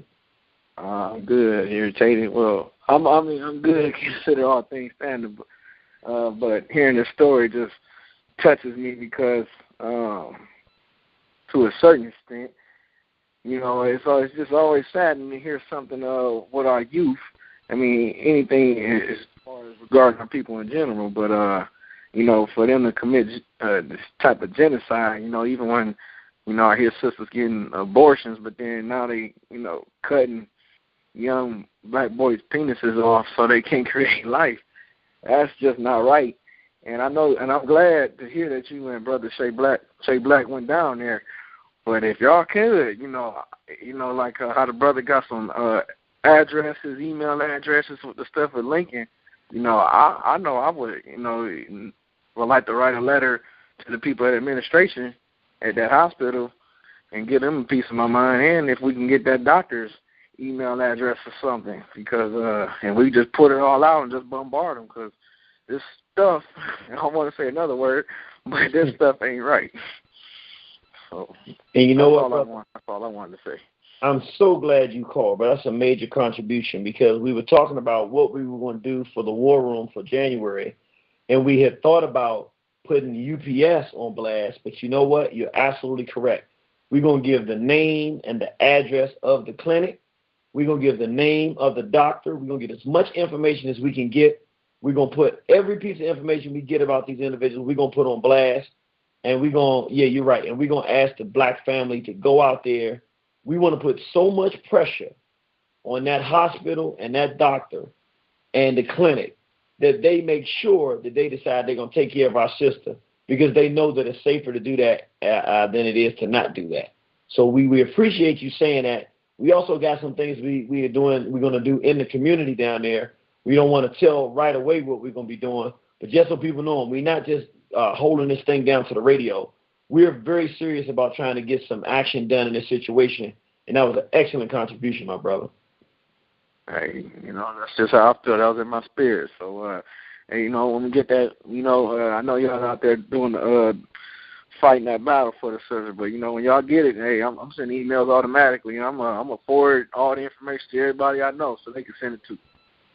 Well, we appreciate that, brother. And when we do it, we're going to have the interview that we do with her that hopefully will have people to be able to see, hear from her perspective and see the young boy and see that we can allow this. And hopefully it'll inspire our people to get up and do something as well to support so we can help our sister in the situation, brother. So we appreciate you. We definitely see you on the battlefield. All right. BB for Hodier. BB for Hodier. Grab heaters with no delay. All right, brothers and sisters, the phone number, 760-569-7676. Again, that's 760-569-7676. Participation code, 948-656-pound. That's 948-656-pound. 2874. We're coming live to you right now. Praise Nat Turner, glory to Garvey. Yeah, Hotep, brother. Hotep. Listen, I just want to find out what I'm sorry. We always say praise Nat Turner, glory to Garvey when we start, my brother. Oh, okay. Praise Nat Turner, glory to God. Yes, sir. Yeah, what was the name of that book? Apartheid. Medical Apartheid. What was it? Medical, MEDICAL. And who was the author? Her name is Harriet Washington. Harriet Washington. Okay, that's it. Thank you very much. All right. Appreciate it, brother. Thank you. All right. And, yeah, for all brothers and sisters out there that's listening in, that book, Medical Apartheid, is a very good book. You want to get it and read it. I've talked to people who read all the way through it, so people say it's a fantastic book. Honestly, I can only read so much of it because they talk about stuff like, I don't know if people know, but the father of gynecology is Small Hat. And a gynecologist, for anybody who may not know, is a doctor for women. The father of gynecology was a Small Hat, white so-called Jew named Sims. And essentially what he did was he would take black women and experiment with their vaginas. And I'm talking about he would give them all kind of surgeries, cutting on them in their vaginal region without any anesthesia, even though they had anesthesia, and watch how loud they would scream, and he would chop them up. The things that he would do are so unspeakable and unthinkable. You have to read the book to read it. It's like something out of, it's worse than any Dr. Frankenstein or Dr. Jekyll and Mr. Hyde thing you could ever imagine. I mean, it's the most sickest, most repulsive behavior. She talks about how they used to have medical labs in the South, and there were certain areas that black people were known that nobody would go around because black people just came up missing. And eventually, later on in the decades, they would find mass graves of black people bodies. And basically, they'd kidnap black people, take them, experiment on them, and then dump their bodies right out there at these schools, these institutions, these medical schools at certain universities. So they would just experiment on black people. So we're talking about the most craziest, psychotic, animalistic. She talks about how Margaret Sanger's plan for eugenics, they used to go out there and chop, and sterilize black women, and the black women wouldn't even know they were being sterilized. And they have cases that have been reported as early as late as the 1970s, but definitely back in the 1920s and 30s and 40s and 50s. That's why they created Planned Parenthood. You see these Planned Parenthood things in the black neighborhood. The Planned Parenthood was created to commit genocide against black people because Margaret Sanger said it's easier to kill black people before they're born. So let's abort the babies and let's kill them before abortion, which is where the whole homosexual push has come into play now with the feminization of the black male and the push of pedophilia and homosexuality in the black community, because it's a eugenics project designed to prevent black births from occurring. And they say it's more effective to prevent black births from occurring than to try to abort them after a woman has a baby. So instead of killing babies that are born, they said, well, let's just go ahead and prevent people from having babies. These are some of the information that's in this medical part. And it is much more stuff. I mean, it's a book that you got to read because she talks about things that happened in the past, but she also talks about things that are happening now, that are current. So it really makes you as a black person say, I don't want to go to a hospital with anybody other than black people. I want to go to a hospital where they're black people and not just black skinned people like that thing that came barking at us at that health clinic. Not no black thing like that. An actual black person who cares about black people, who wants the best interests of black people, and who went to medical school to service their own people. We need well-intentioned, self-respecting black people, black women who marry black men, and black men who marry black women, to be doctors in our communities, to have our health in their best interest. 14:14, praise Nat Turner, glory to God. Oh, praise Nat Turner, glory to God. Brother Genie, it's a pleasure and an honor to speak to you. I'm very heartbroken about this story, and even more so when I heard, you describing what actually happened when you went down there and talked to the people and saw the baby. My question, two questions. The donations that are asked for Maggie, is this because she's out of work? Yes, ma'am. She doesn't, until she gets her case gone through and they settle, this could be a couple of years, she has no way to make any money, and she can't get a job because she's lost 2 jobs because she's missed a couple of days, but she only missed those days because in her son's condition, she's constantly taking him to the emergency room. Wow. you hear all the time, doctors donating their services. Has any doctor volunteered to reconstruct a baby? And if they and can it be reconstructed? And is the penis going to be functional? We haven't. Gosh, I'm not an expert, so I can't answer the last question. Okay. We have not had any medical people step forward and say we want to do it or we're willing to do it. And in fact, it's been the exact reverse. Because they thought that she was going to have litigation, and now she does have litigation out. Mm-hmm. Now the hospital is not only trying to prevent doing reconstructive surgery, but they're trying to find a way to say they didn't even do it. Well, yeah, they're trying to cover it up and protect this that Asian woman. So there's definitely going to be a lawsuit, I know, right? Yes, there's definitely a lawsuit. Good. Okay, well, that's all I wanted to say, and thank you very much. Good night. All right. Now, is this your first time calling? Yes, this is my first time calling. And where are you located out of? Buffalo, New York. All right. Well, sister, we thank you for calling. We appreciate you. We definitely see you on the battlefield. All right. Thank you. Bye-bye. You're welcome. Got sister calling all the way from Buffalo, New York. All right. Well, we got, and let me get the phone number again, 760-569-7676. Again, that's 760-569-7676. Participation code 948-656#. That's 948-656#. And I'm going to tell you, I really appreciate the sister's call just now because, believe me, we just sent our $250 in for the sister. That's what we have to spare right now. Y'all know I ain't got no gigs. So y'all know money is tight, but you know what? Yo, that's a lot tighter than any money situation I have right now, what that sister's going through. And she cannot get a job, not because she's out there cussing these whiteys out like I am. She can't get a job because she's trying to save her baby's life. And we can't give to her, man. I know we asked you to give for the radio station to stay up too, but look, we give to so much else. We got to start supporting our own people. This is a sister I think that we can all support. So send her, go to PayPal, send her your contributions, Maggie Rhodes, MaggieRhodes 47 at yahoo.com. Again, that's Maggie Rhodes, Maggies 47 at yahoo.com. Let me tell you why it's so important, brothers and sisters. And let me tell you why I'm asking you to do it. I met this sister. So I'm not telling you about a story that I don't know about. I stood there next to her. I talked to her. I talked with her attorney. I saw her little nephew that she was taking care of when she came to do the interview. So I saw she had 10 years of service with UPS. She got another job. She didn't complain about the fact that she lost her UPS job. She said, fine, I'll just go get another job. The only reason she lost that second job is because her son needed to be rushed to the hospital. So we're talking about a sister who is a real black woman, is really truly committed to the well-being of her child. And she really needs our help now. And it will mean a lot to her to know that she interviewed with some people who said they would help.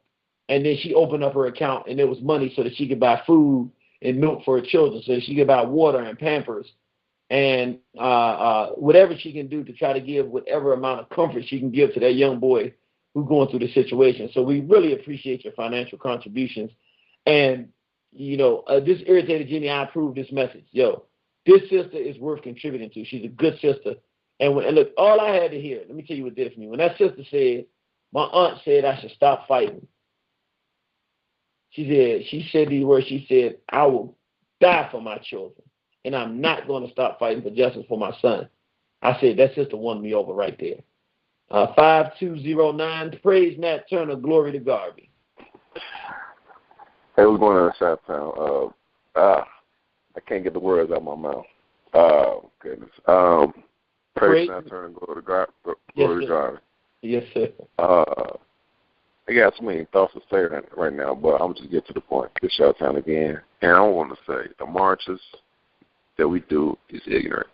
I gotta say it's ignorance because we do it because we follow certain leaders that did it in the past, and not knowing that those certain leaders were pimped onto us by certain unseen hands to make us placid and to make us and to put us on a certain level of apathy. Now, those certain leaders first of all, we have to define what is a leader. First of all, we have to get our foundation correct. If we're going to follow a leader, then we need to understand. Then that leader needs to understand there are certain criteria that you need to fulfill in order to be a leader. If you are a leader of a race, then you cannot partake in the reproduction of a child with another race. That is a contradiction. How can you support a race but then participate in a reproduction of a biracial child or even a mongrel child? That is a contradiction, and it is treasonous because of the position that you're trying to fill and leading us. You're leading us in the wrong direction. To be a leader, at least for I'm not going to say black race, because black comprises many other races of people. To be an African leader, and when I say African, I mean people of African descent, you need to lead us not only by your actions, but you need to lead us into a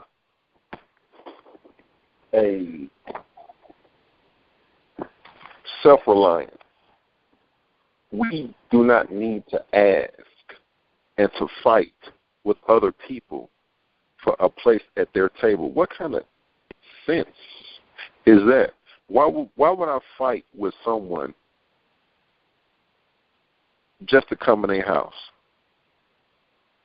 How about we can build our own house? We have in the past, and we do it now in the present. We build our own houses. So why would I fight with someone? On top of that someone sick their animals onto me, and I still fight with them just to sit at their table. We have to realize that the leaders that we see in front of us and we celebrate their birthdays have been proselytized onto us by certain unseen hands. And the leaders that were fighting for us in that same time period, we don't even know their birthdays. We don't know when they died. And for some strange reason, we equate their fight with the leaders that were proselytized onto us. We're lost. We don't know which way is up. We don't know which way is left or right. And I hear a lot of people say, well, the fight that Malcolm and Martin fought. And I stop them like, no, they did not fight for the same thing. You need to get that first thing understood. They did not fight for the same thing. Just because you see pictures of them holding hands and smiling for a picture does not equate to they fought for the same thing. No, that's wrong. Maybe they showed each other respect, but they didn't fight for the same thing. Even Malcolm talked about Martin in that farce on Washington. Just the basicness, we need to understand. And because we follow these leaders that was proselytized onto us, then we have been led into an age of comfort, of material comfort. Just because we got our iPads and put rims on our cars when we get enough amount of money, the fight has been sucked out of us. And not realizing that the money we paid to get those iPads, to get those iPhones, to get them clothes and them shoes and them cars, is not being paid to people that look like us, i.e. African people. But we are so caught up in that material satisfaction that we don't even care. And a lot of us are only 3 generations away from slavery. Yet we still say we're better than those people. You're not that far away from them. So how can you say we're better than those people, especially when there's a secret genocide going on against us and our neighborhoods look like a war zone? It's ignorance.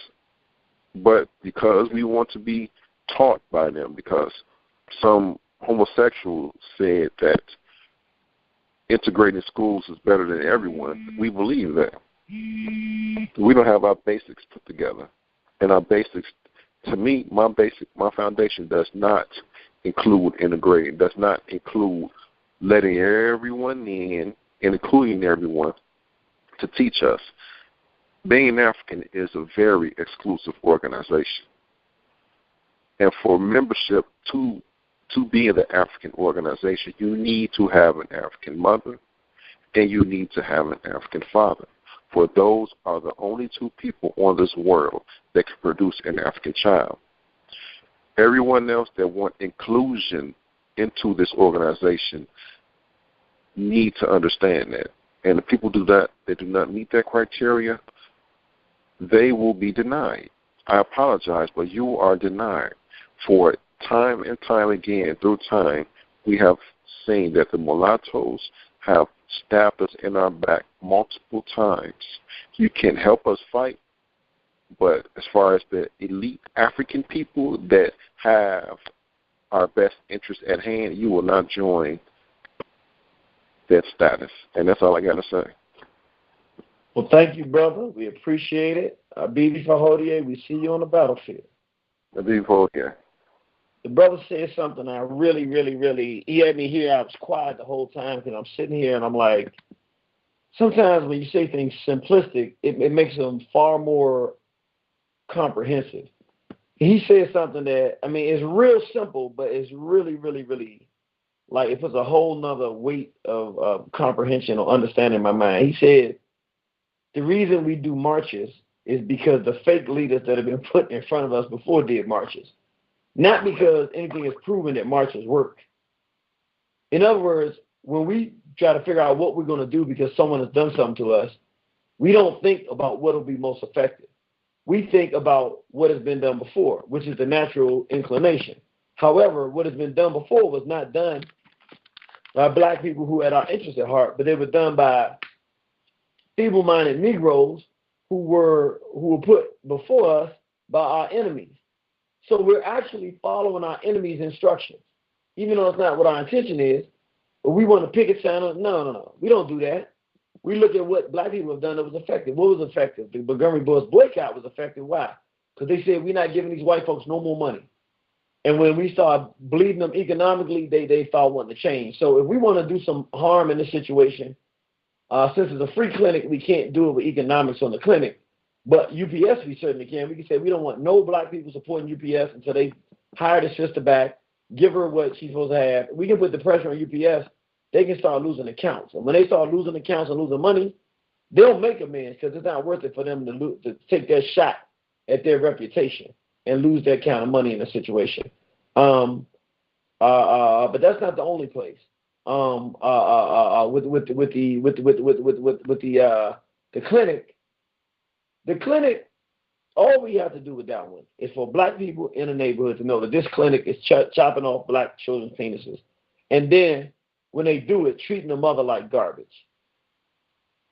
If we get that through to everybody's head and make sure that everybody in Memphis knows that happened, we don't have to worry about what will happen after that. The people will make sure that clinic does the right thing. So we got to start not looking at this brother makes a good point. We want to do what was done in the past, but what was done in the past, we're not looking at the effective people of the past. We're looking at the Negroes and Uncle Tom of the past. We're not looking at Robert F. Williams. We're not looking at the Republican of Africa. We're not looking at Marcus Garvey, the Honorable Marcus Messiah Garvey. We're not looking at Elijah Muhammad and so many others. We're only looking at Malcolm X. We're not looking at these brothers and sisters who fought. Ida B. Wells Barnett. We're not, and that's honestly why we're doing what we're doing. Why are we going into the War on the Horizon TV?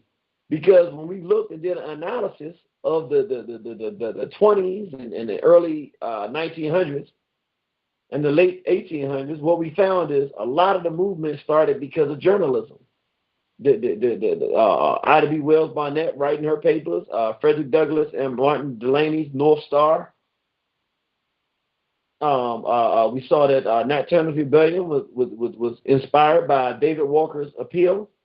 And so media and this information, journalism has been what has begun the process of spurning movements in our community, which is why we do lectures, but which is why we're now going around telling the stories of black people who don't have any other way to tell their stories.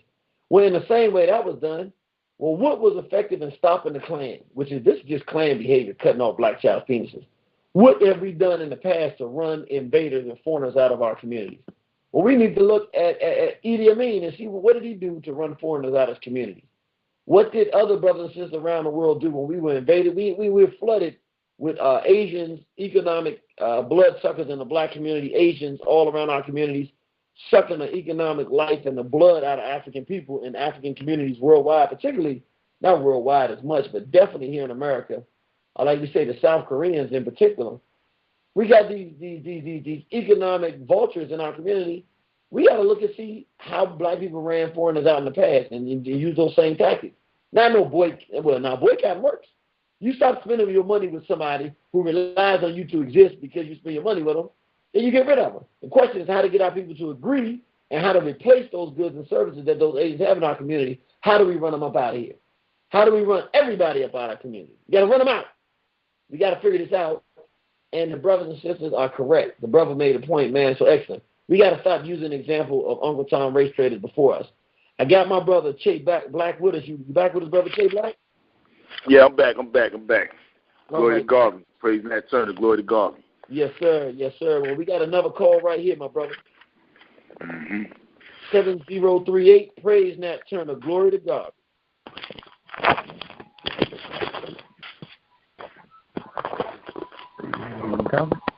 7038. 7038. Going once, going twice. All right, they just listening. All right, so brother Che Black. Yes, sir. Give us your perspective on the sister and how strong she was when we were sitting there interviewing her. Oh, she was a soldier, absolutely. I mean, when she was talking about how, you know, people was asking her, telling her she should give up. I know she said one of her family members or something to her about giving up, and you know, she let it be known, look, I'll die for my children. You know, she was right back at that house, at the clinic, you know, raising hell. You know, I seen it in her spirit, talking to her. You know, she done lost the jobs, but she still had that look on her face of determination. You know, definitely a strong sister right there. Absolutely. And look, I want you to tell me how you feel. I told the people that they should send money on PayPal to Maggie Rhodes 47 at yahoo.com. In terms of her spirit as a sister, do you feel comfortable telling people to send money to the sister to support her? Look, the way I feel is this sister shouldn't have to work a day again in her life. The rest of her, or at least as long as her child is growing, she should be able to focus on caring for her child and whatever needs that he may have from the situation. You know, I definitely feel like we should get behind her and support her. You know, she's part of the black family, you know. So why wouldn't? Were you as impressed as I was about the fact this sister worked? She not only worked 10 straight years with UPS, but when they fired her, she went right back out and found another job. Oh yeah, and another good paying job, and it's a shame what happened with that. You know, I know I didn't get to hear most of the program this evening, but I know that you putting UPS on blast. You know, I hope Whole Foods? Is that what she worked for? No, it was Food Inc. or something. It was Food something. Oh, it was Food something. Well, whoever they are, them two, we gotta find out who they are too and blast them. And because there's no reason why she should have lost both of them jobs. But just the fact that she was determined to go out there and get another job and was able to get it that fast, you know, that just shows what type of woman she is. We're not talking about the lazy, you know, just depend on the system to provide for you type of sister here. You know, we talking about a hard-working sister here. She was at the UPS for 10 years straight. You know, ain't have no issues, no incidences or nothing. And they fired her basically because she's tending for her child. You know, she's taking care of her little one, who pretty much, you know, got assaulted. You know, got mutilated. So that was a little bit ridiculous. So I definitely won't be sending nothing to UPS. Black family, I urge you, don't send anything through UPS. Don't support UPS for nothing. That's right. You know? We're gonna give you the information to write UPS. Man, if we can get 1,000 letters going to UPS and a few people canceling their their registrations. We need to do a full marketing campaign to boycott UPS. No way in the world that they should have fired the assistant. And once we get the video of this up, and once we get our war room up for the month of January, we're going to definitely do a strong push to make UPS do the right thing and correct that error that they made and rehire this sister, pay her the back pay she deserves, and give her 6 months or so paid leave to handle the situation, understanding that this is one of the most remarkable and outlandish situations we've ever seen. Yeah. And they can do that for somebody that's been there 10 years. Yeah, absolutely. Absolutely. So we close to closing up the show, brother. We don't have any more calls right now. So what would you say to the black family in closing related to the situation and our experience down in Memphis, Tennessee in this situation? Black family, this is real. This is an assault. Well, you know the brother IG talks about the feminization of the black male. This is real. It's really a feminization process, and it's not isolated. This happened. This is not an isolated incident. This is something that there's several reports. We down there. We spoke to the sister's attorney. You know, strong brother, Attorney Dennis Sweet, very strong, powerful attorney. He's been doing this for years on the cover of Black Enterprise with Johnny Cochran. You know, he put us on to a whole lot of other cases, and it's just the atrocities. You know, they got a sister. They just locked the sister. Well, I believe the sister just got released, but they had a sister incarcerated because they misdiagnosed the son, and the son ended up dying. You know, it's just what they call it, medical apartheid. You know, this is an assault, black family, and we need to really wisen up, and we need to recognize that this is real. This is not just, this could be your son. You know, this could be your daughter. You know, so don't think that this is isolated and that this just happens in Memphis. This is happening across the country, all over, right now. Right now, there's a doctor butchering a black baby right now. Right now. Is that real? Criminals butchering a black baby right now. Whether it's body parts, whether it's some type of cell research, whatever they doing, right now something is happening, and you best believe that. They thought Tuskegee experiment, you know, it ain't over. They still doing the same stuff. That's real, brother. So what the brother's saying is so real. We were talking about the book Medical Apartheid, and how the book just goes detail with great details, atrocity after atrocity that happened to black people in the medical field. And I really believe that the only way we're going to really solve this is to start having black professionals in the hospitals that we can take our children to. You know what I mean? Yeah, absolutely. Not to cut into you, but we need to start developing our own health centers. Period. You know, we need to have our own health centers. We need to have our own midwives. We need to get into midwifery. You know, not taking our women to their hospitals to have their babies. You know, we talking about this crack of the devil. Why are we going to him when we get sick? Why are we taking our women to him to you know, why are we sending our women when our children are born to them if they the devil? So, you know, we really got to think about that. So, like you said, we need to have more professionals in there, but we need to have our own professional institutions where our own people could go, so that we don't have to worry about having Asians butchering our babies and having not our own, but those who look like us protecting them and defending them. You know, that lady was like a pit bull for that Asian, for that clinic. She came out there, ran us. I'm sure you probably told the story, but she ran us out the building, tried to call the police on us. Well, I'm sure she didn't try. She called the police on us, but you know, so it was just nasty. She was nasty. It denied it even happened, or I ain't gonna say she denied it happening, but she acted like she didn't know what we was talking about, like we just came with a made-up story or something, you know. And it's sad too, because the Hispanic or the Spanish-speaking woman who was there, she had more compassion than the sister. than the African. Well, she wasn't even African. She just, the burnt cracker. Pardon me. The dark-skinned devil. The dark-skinned devil. Yeah, the dark-skinned devil. Because she was a dark-skinned devil, black family. Right. Dark-skinned devil ain't the word. Dee. She was the dark-skinned devil. Dee. That's right.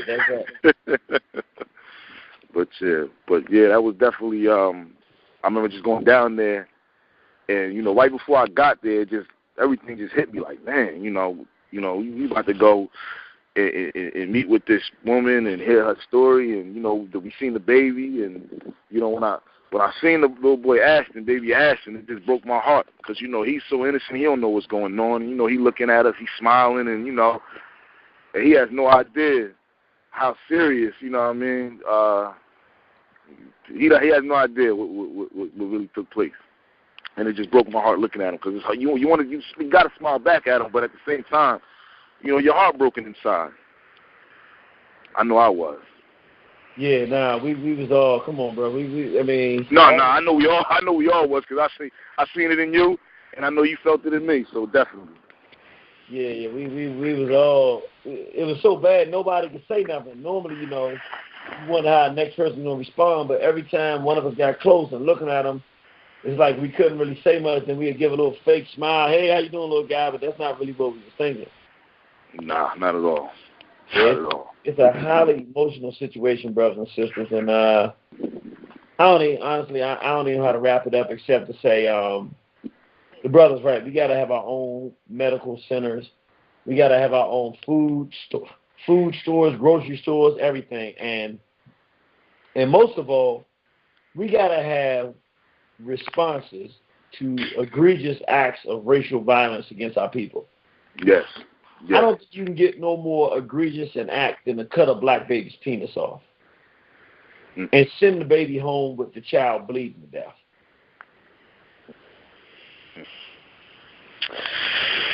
Nah, not at all.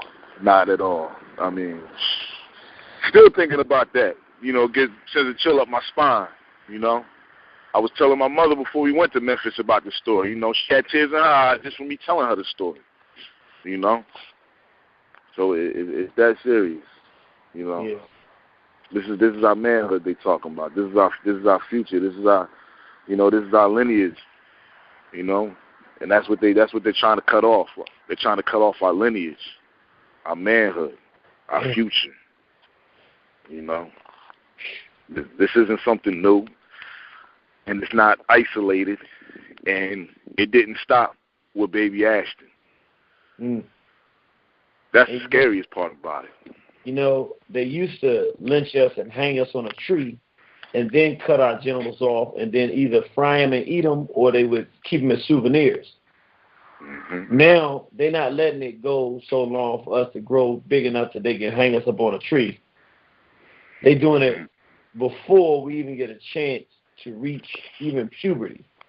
Exactly. Right. There got to be consequences. Yeah.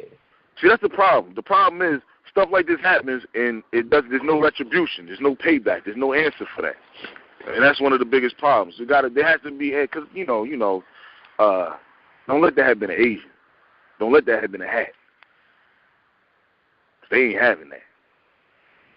They ain't having that. You know what I mean? They somebody's gonna answer for that. Somebody's gonna answer for that. But when it happens to us, we want to congregate and talk about it. We don't want to put no foot where it need to go. But I gotta wrap this up though, Genie. All right. Because you're gonna get a lot more static. I'm out here, like I said, I'm out here.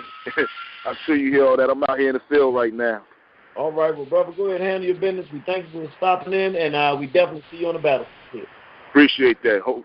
Be for Hodier. Be for Hodier. That's our brother Che Black. We thank you for tuning in, brothers and sisters. You can stay tuned for our lecture, Feminism, Lesbianism, and the Making of a Black Widow. That's a lecture to talk about our situation with our sisters. It's very good for sisters to listen to and understand what they can do different to try to keep their relationship with their strong black man.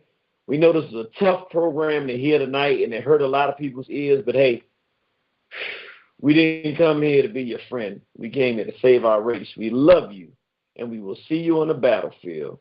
And our brother left us with the idea. We're going to leave you with the idea. It's time for us to have some righteous rage.